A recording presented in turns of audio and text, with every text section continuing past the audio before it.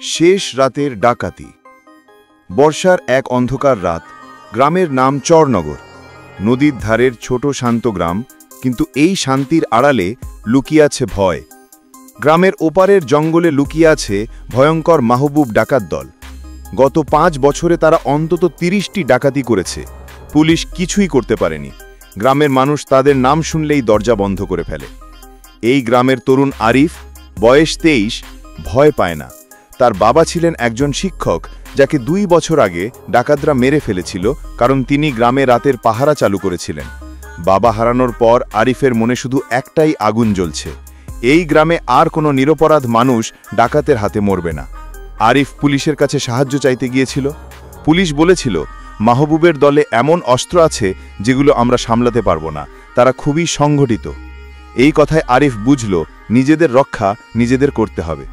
সে তার সাথে যোগ করল আরও 3 জনকে: রশিদ, সাবেক সেনা সদস্য; ইমরান, জঙ্গল ও নদীর পথ জানা মাঝি; আর নীলা, যে তার শৈশবের বন্ধু, যে একবার ডাকাতদের আক্রমণে বেঁচে ফিরেছিল।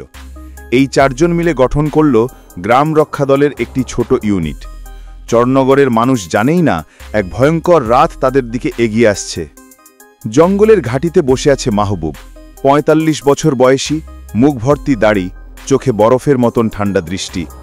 তার ডানহাত জাকির বলে, ভাই, চরনগরেই কেবার বড় লুট হবে, ধান বিক্রির পরে ঘরে ঘরে টাকা আছে। মাহবুব ধীরে বলে, আজ রাতেই যাব, কিন্তু সাবধানে, শুনেছি গ্রামের এক ছেলে নাড়াচাড়া করছে। জাকির হেসে বলে, একটা ছেলে? আমরা কি ছেলের ভয়ে ডাকাতি বাদ দেব? মাহবুব তাকিয়ে বলে, ছেলেকে ছোট ভেব না, আগুন ছোট হলেও জ্বলে। সেদিন রাতে ডাকাত দলের পরিকল্পনা একেবারে প্রস্তুত। বড় আকারের ডাকাতি, 3টে নৌকা, 12 জন মানুষ, আধুনিক অস্ত্র, সব ঠিকঠাক।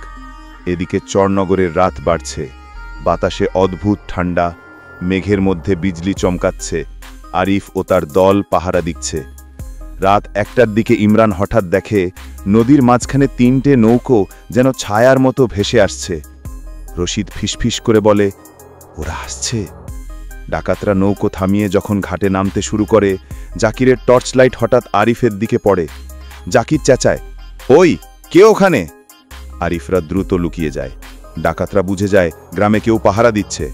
মাহবুব এগিয়ে এসে বলে, চুপচাপ থাকো, আগে গ্রাম 3 দিক থেকে ঘিরে ফেলো। তার চোখে কোনো তাড়া নেই, সে জানে ভয় দেখানো তার শক্তিশালী অস্ত্র। বৃষ্টি শুরু হলো, বজ্রপাত আকাশ চিরে ফেলছে, চারিদিক অন্ধকার। ঠিক এই সময়টাই ডাকাতদের পছন্দ। ডাকাতরা 3 দলে ভাগ হলো। উত্তরে 6 জন, দক্ষিণে 4 জন, আর মাঝখানে মাহবুব নিজে 2 জন নিয়ে গেল। গ্রামের প্রায় সবাই ঘুমে, কেউ বুঝতেই পারছে না মৃত্যুর ছায়া নীরবে ঘর ঘর ঘুরছে। আরিফ ও তার দল প্রস্তুত।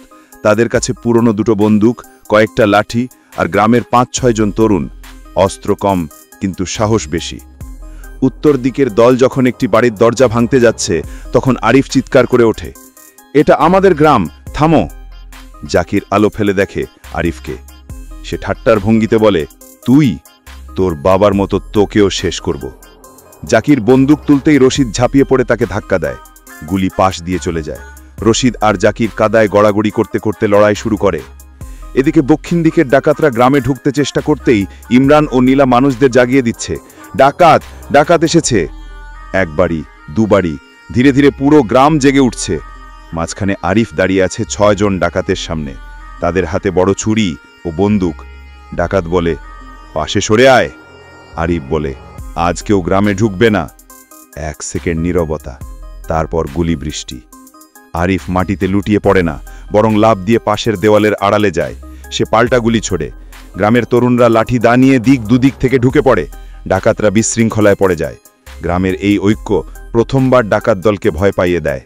হঠাৎ কেউ চেঁচিয়ে ওঠে, মাহবুবকে দেখা গেছে, সে বড় বাড়ির দিকে যাচ্ছে। নীলা দৌড়ে এসে বলে, আরিফ, সে ওদিকেই। আরিফ ব্যথা ভুলে দৌড় দেয়। বৃষ্টি ঝাপসা করে দিচ্ছে সব।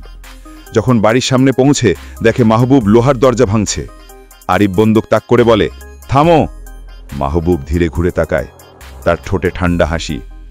তোর বাবাকে মনে আছে? আজ তোর পালা।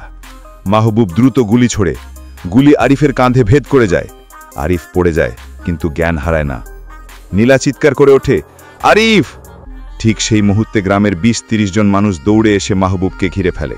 একজন তার হাত চেপে ধরে, আরেকজন অস্ত্র কাড়ে। রশিদ এসে তাকে পুরোপুরি কাবু করে ফেলে। মাহবুব জীবনে প্রথমবার বুঝল এই গ্রামের হৃদয়ের শক্তি তার অস্ত্রের চেয়ে বড়। বৃষ্টি থেমে যায়, রাতের ভয়াবহতা ধীরে ধীরে মিলিয়ে যায়। সকাল হলে পুলিশ আসে। মাহবুব ও তার দলের সবাইকে গ্রেফতার করা হয়। পুলিশ বিস্মিত হয়ে বলে, এমন ডাকাত দলকে তোমরা কিভাবে সামলালে?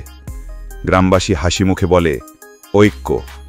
আরিফের কাঁধে ব্যান্ডেজ বাঁধা, নীলা তার পাশে দাঁড়িয়ে। বয়স্করা তাকে জড়িয়ে ধরে বলে, তুই না থাকলে আজ আমরা কেউ বাঁচতাম না। আরিফ হাসে, আমি একা নই, পুরো গ্রাম লড়েছে। তার মন ভরে ওঠে তৃপ্তিতে। বাবার ছবির সামনে দাঁড়িয়ে সে মনে মনে বলে, বাবা, তুমি যেটা শুরু করেছিলে আজ আমরা সেটা শেষ করলাম। সেদিন থেকে চরনগরে আর কখনো ডাকাত দল ঢুকতে সাহস করেনি। গ্রামবাসী বুঝল, ভয় পেলে নয়, ঐক্যবদ্ধ হলে কোনো শক্তি মানুষকে হারাতে পারে না। এভাবেই অন্ধকার রাতের পর শুরু হলো এক নতুন ভোর।